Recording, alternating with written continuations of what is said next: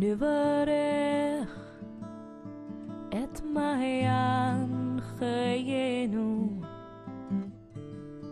שכינת העולם שהחיינו וקיימנו והגיענו לזמן הזה, לזמן הזה. Hello, my name is Rabbi Bradley Shavit Artson. I'm the Abner and Rosalind Goldstein Dean of the Ziegler School of Rabbinic Studies at American Jewish University. I'm here with my good friend and prolific author, Rabbi David Wolpe, Rabbi of Sinai Temple in Los Angeles, California, to bring you a conversation to help us prepare for the High Holy Days approaching and this Elul season. So one of the questions that I've been thinking about, Rabbi Wolpe, that I hope we could talk about a bit is reflective of the fact that the Americans are about to gear up for a presidential election, and so as we do in any democracy, we have to think about the nature of political power and the kinds of choices we make. So the first question I'd love to have us talk about is, often Jewish tradition gets hijacked by whatever political agenda the individual has at the moment. I'm the only one who consistently applies it in a fair way every time I issue a judgment. Exactly. But what You're known for this. Thank you. So what can we say? What are the parameters for legitimately applying the tradition, and what are the warning signs for avoiding that? Well, I think, and I've given this a lot of thought. I think that what happens is that people smuggle undeniable values into a political position by saying something like, because Judaism believes in feeding the poor, therefore you must be on this wing of the political spectrum, because the other wing of the political spectrum really, they don't care about feeding the poor. Right. But then if you turn to the other side of the spectrum, they'll say, actually, we care about as much as you do, we just have a very different idea about how a society functions properly in order to feed the poor. Yeah. So I want to make a distinction between values and the way in which you actually prosecute, carry out, or embody those values. And when rabbis speak, they ought to be able to say, these are the things that Judaism stands for. These are the, I don't think that they should go this far, but if they need to make political statements, they should say, these are the ways in which I think these values ought to be applied in our society, acknowledging that you actually can be as good, as kind, as thoughtful, all those things, and stand on the other side of the political spectrum. And when I say that, I just have to tell you that in my own experience, people on one side of the political spectrum honestly, deeply disagree with what I just said. They'll say, no, you can't be as good and as kind and as thoughtful as me and be a Republican or be they won't say a Democrat as much as they'll say a left-winger. And I think that's just foolish and short-sighted. Sure. Part of the, so let's go in two directions with that, because it does sound like part of what we're sketching is a distinction between values and policy. Yes. And that there are certain basic values that are bedrock to any religious Jewish life, but there's more than one policy approach to get there, and no one can guarantee that their policy will work as a lock on, but even leaving success aside, that there might be more than one policy that can get you that goal.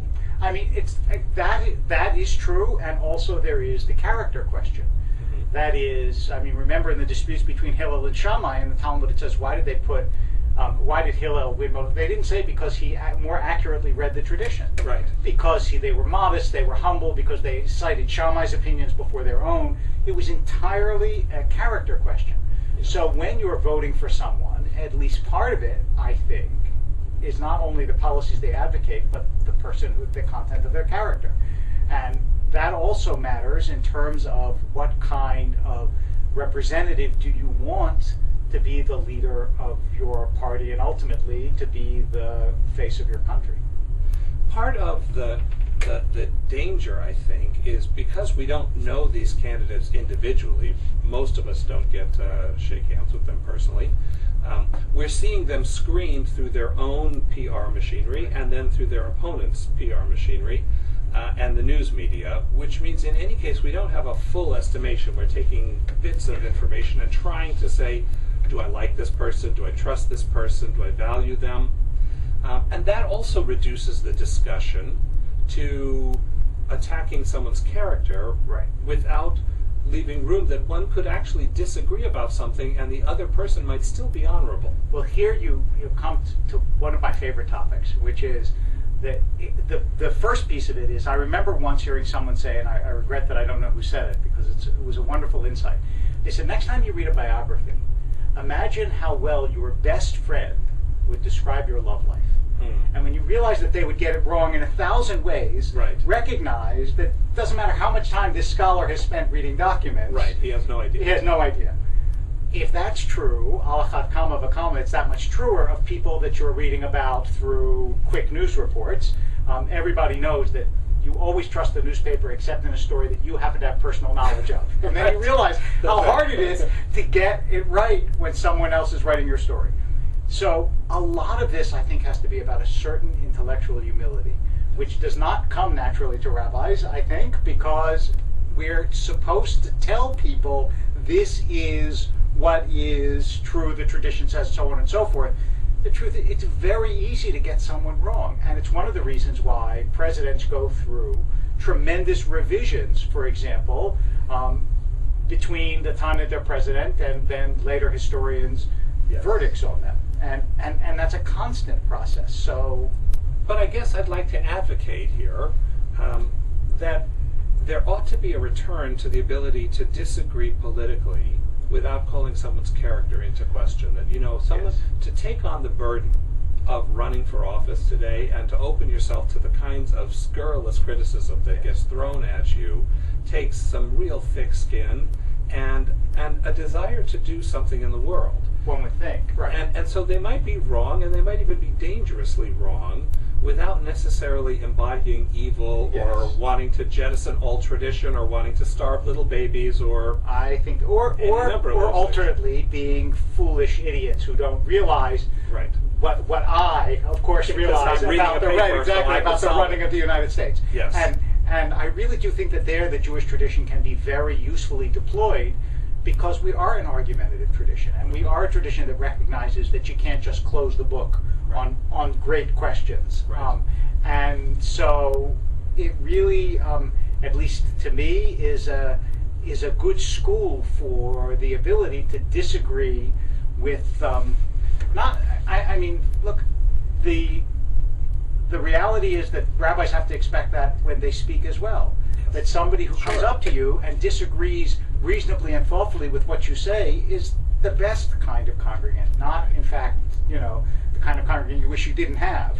So, good. So the other question I want to swing back to, though, we talked about the difference between policy and values, and then we agreed that there are certain bedrock Jewish values that one legitimately should be using to arrive at a decision about which candidate to support, that there are certain limits beyond which a religious Jew shouldn't support a particular candidate based on bedrock values, and there's a certain rubric that we want to apply. What would you lay out as some of those bedrock values? Okay, I don't think there would be any great innovation in what I would say, but I think... May I just say, I had a teacher in rabbinical school who said there are two kinds of sermons. There's one kind where you say something that no one's ever thought before, and the second is where you say something so beautifully that it doesn't matter that everyone already knew that. There you go. You're the king of both of those categories, but I want to invite you to the second category. I'm going to go to the second category, but thank you. So one is that you know, those who are least fortunate we have to be concerned about them. The second, obviously, is love of and support of, in one way or however you conceive of support of the State of Israel.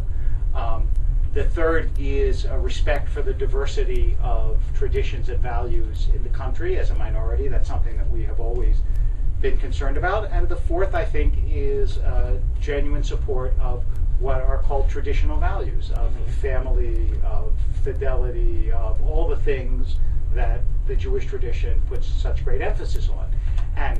And the interesting thing is if you say these things, some are associated with one side of the political spectrum and some the other. Right. But that's exactly what you would expect. It's not as though one side has got hold of all the truths and the other is just floundering out there in the wilderness. Right. They both matter. Right.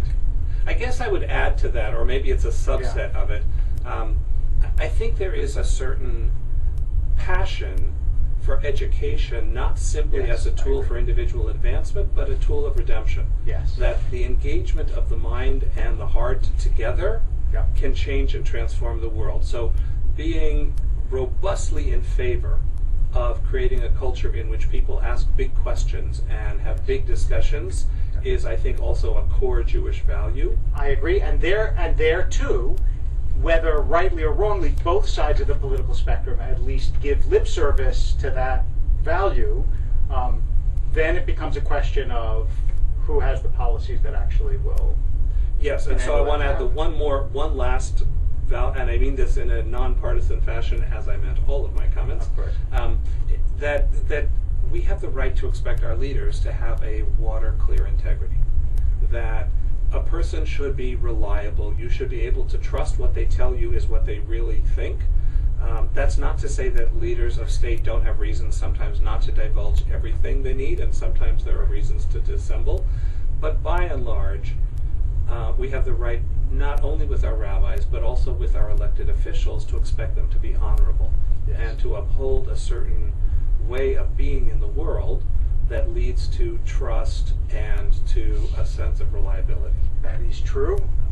It also, the moderating factor, and I know that you agree with this, is that the burdens, as you said, of being a leader of a nation are almost unfathomable, Yes. and the expectations are beyond reason.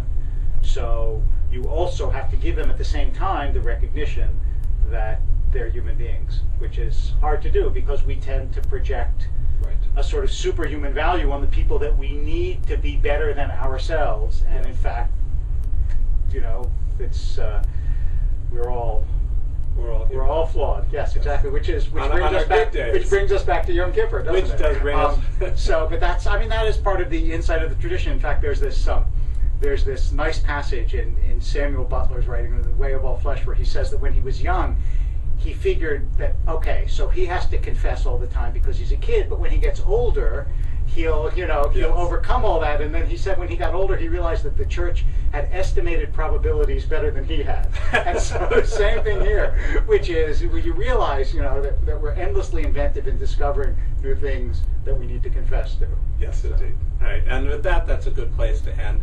Thank you for joining us for a wonderful conversation. Thank you, Rabbi Wolpe, for joining us as well.